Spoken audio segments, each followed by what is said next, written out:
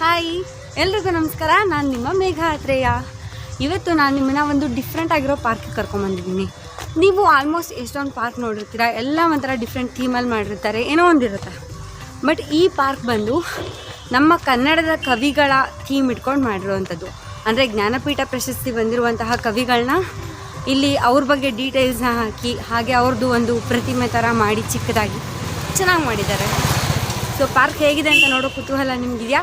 ಬನ್ನಿ ನನ್ನ ಜೊತೆ.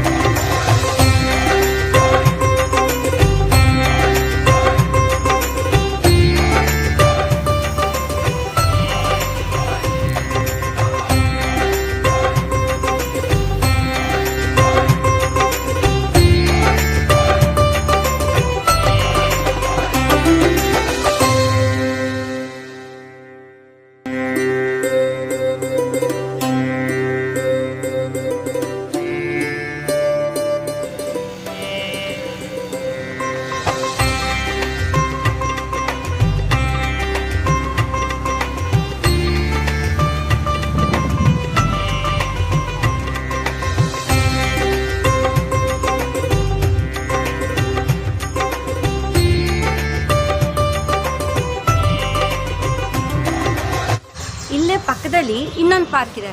ಅದು ತುಂಬ ವಿಶೇಷತೆಯಿಂದ ಕೂಡಿದೆ. ಆ ವಿಶೇಷತೆ ಏನು ಅಂತ ತೋರಿಸ್ತೀನಿ, ಬನ್ನಿ ನೋಡೋಣ ಏನು ಅಂತ.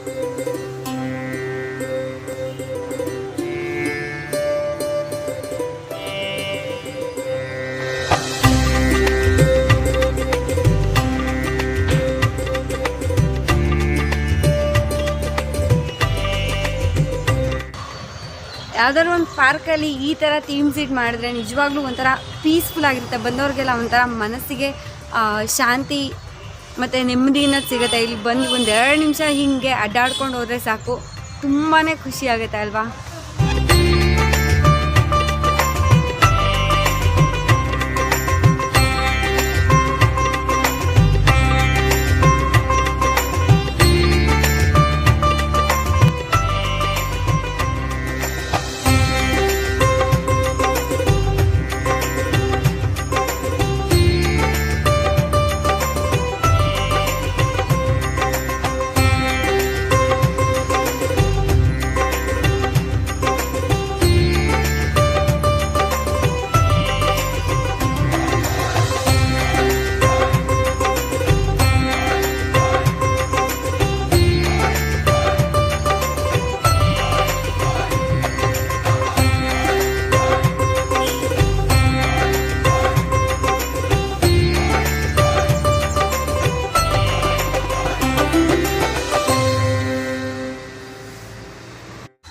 ನನಗಂತೂ ಇಲ್ಲಿ ಬಂದು ಇದನ್ನೆಲ್ಲ ನೋಡಿ ತುಂಬ ಅಂದರೆ ತುಂಬಾ ಖುಷಿ ಆಯಿತು.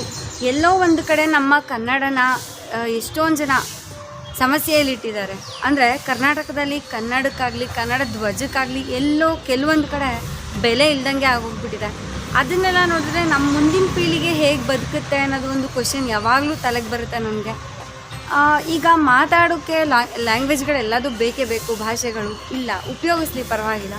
ಆದರೆ ಎಷ್ಟೊಂದು ಬೋರ್ಡ್ಗಳ ಮೇಲಾಗಿರ್ಬೋದು, ಎಷ್ಟೊಂದು ಕಡೆ ತುಂಬ ಕಡೆ ಅವ್ರಿಗೆ ಇಷ್ಟ ಬಂದಿದ್ದ ಭಾಷೆಯಲ್ಲಿ ಬೋರ್ಡ್ಗಳನ್ನ ಬರ್ಕೊಂಡಿರ್ತಾರೆ. ಇದು ಕರ್ನಾಟಕನ ಬೇರೆ ಯಾವುದಾದ್ರು ದೇಶಕ್ಕೆ ಬಂದುಬಿಟ್ಟಿದ್ದೀವ ಅನ್ನೋ ಥರ ಫೀಲ್ ಆಗ್ತಾ ಇರುತ್ತೆ.